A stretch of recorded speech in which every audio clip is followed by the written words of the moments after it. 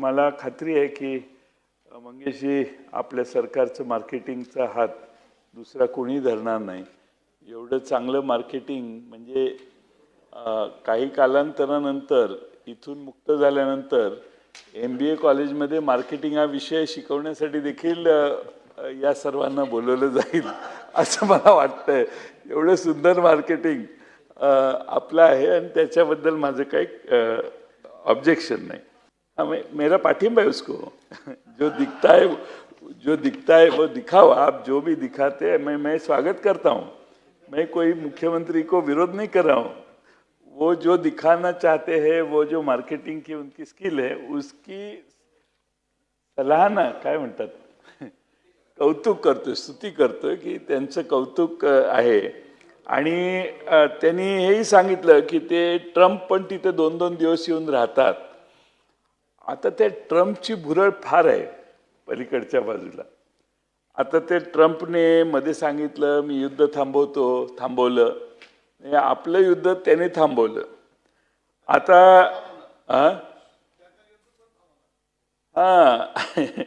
आता ते 35 वेळा सांगितलं।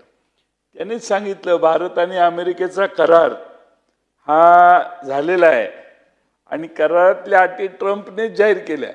म्हणजे करारात ट्रम्पने असं ट्वीट केलं दादासाहेब की तुमचा कांदा परदेशात अमेरिकेला जायचा असेल तर 18% ड्यूटी, पण तिकडचा कांदा इकडे येताना 0% ड्यूटी।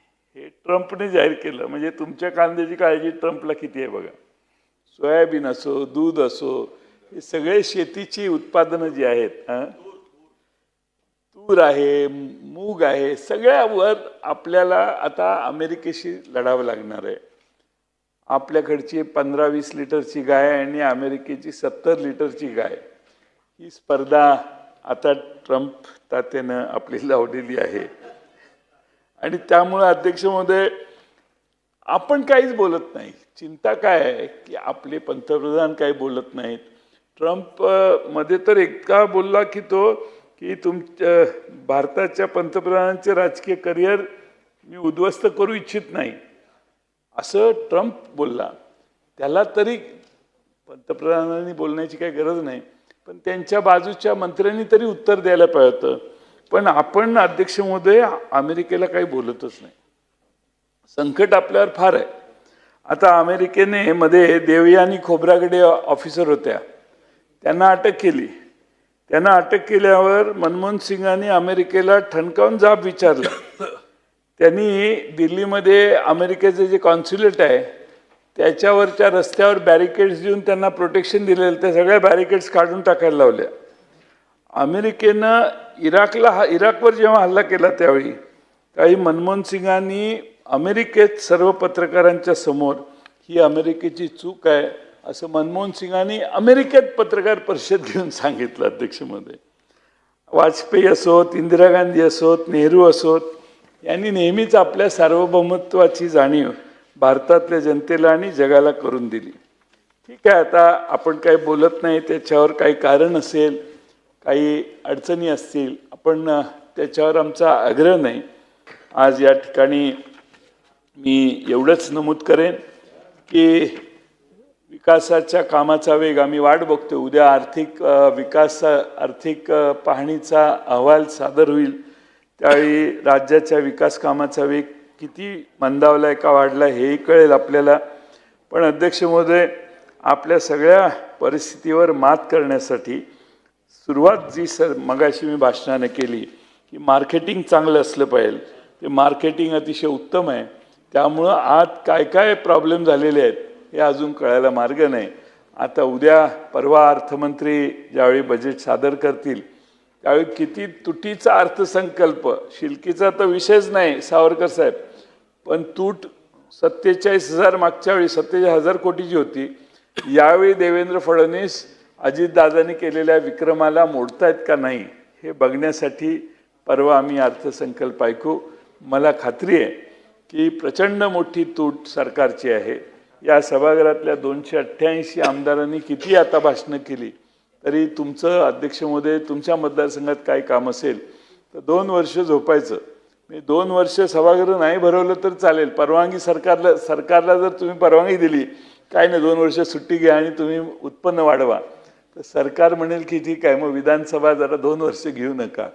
अशी परिस्थिती आहे. कुठल्याही नव्या कामाला सुरुवात करणं शक्य नाही. काम झालं, मी त्या दिवशी सांगितलं, 10 कोटीचं काम असलं तर 1 कोटीचं बजेटरी प्रोव्हिजन होते, टेंडर निघतं आणि वर्षी 9 कोटी अध्यक्ष महोदय मिळतच नाहीत. मग तो हेलपाटे घालत राहतो. आमदारही आपल्या मतदारसंघातलं काम आहे म्हणून आमदार महोदयही प्रयत्न करतात. पण अध्यक्ष महोदय, ही परिस्थिती दुरुस्त करण्याची संधी उद्याच्या अर्थसंकल्पात माननीय मुख्यमंत्री महोदयांना आहे. त्यामुळे देखावा करा, मार्केटिंग करा, आमचा त्याला पाठिंबा आहे. पण अध्यक्ष महोदय, रियालिटीशी थोडीशी सांगड घाला, एवढीच आमची विनंती आहे. आता काय प्रॉब्लेम नाही, 3 वर्ष इलेक्शन नाही, जे काय इलेक्शनचा टाईम होता तो संपलेला आहे. तुमचा सगळीकडे महाविजय झालेला आहे, महायुतीचा महाविजय झालेला आहे. त्यामुळे आता कुठं काही शिल्लक राहिलेलं नाही. सगळं राज्य गोदावरीपासून तिकडं पंचगंगा आणि दूधगंगा वेदगंगेपर्यंत सगळं राज्य तुमच्या हातात आलेलं आहे. त्यामुळे नर्मदेच्या पलीकडं घोडं जाण्याची काय आता गरज नाही, कारण नर्मदेपर्यंत तुमचं राज्य आता सविस्तर झालेलं आहे. 3 वर्ष जरा प्रामाणिकपणाने आणि वास्तवाला धरून राज्य केलं तर 29 साली थोडंसं जनतेच्या समोर जायला थोडी तरी जागा तुमची राहील असा मला विश्वास आहे. केंद्र सरकारने आपला हात काढून घेतला, हे पहिल्यांदा सगळ्यांनी लक्षात घ्या. तुम्ही पाणी पुरवठा मंत्री गुलाबराव पाटलांना, तुमच्या जिल्ह्यातल्या आहेत, गुलाबरावना विचारा. केंद्राने सांगितलं आता तुम्ही योजना करा. 24 हजार योजना गुलाबराव पाटलांना केंद्र सरकारने सांगितलं आता आम्ही नाही देणार पैसे, 50% तुमचं तुम्ही करा. जसं ते आहे तसं केंद्र सरकारचे सगळे पैसे कपात झालेले आहेत किंवा केंद्र सरकारने बजेटमधून थांबवलेले आहेत. त्यामुळं आपल्या सर्वांना खरंच गरज आहे ती एका सक्षम आणि वास्तवाचं भान ठेवणाऱ्या अर्थमंत्र्यांची आहे. आणि असे अर्थमंत्री पूर्वी असणारे आत्ताच सभागृहात पदार्पण करतात. मी सुधीर भाऊचं सांगत होतो की वास्तवाचं भान आणि वास्तवाची जाण ठेवून अर्थसंकल्प यावेळी मांडा आणि तो मांडून महाराष्ट्राला दिलासा द्यायचं काम मुख्यमंत्री परवा करतील. काही अडचण असेल तर त्यांनी तुमचा सल्ला घ्यावा अशी देखील सूचना मी आपल्यासाठी त्यांच्याकडे करतो.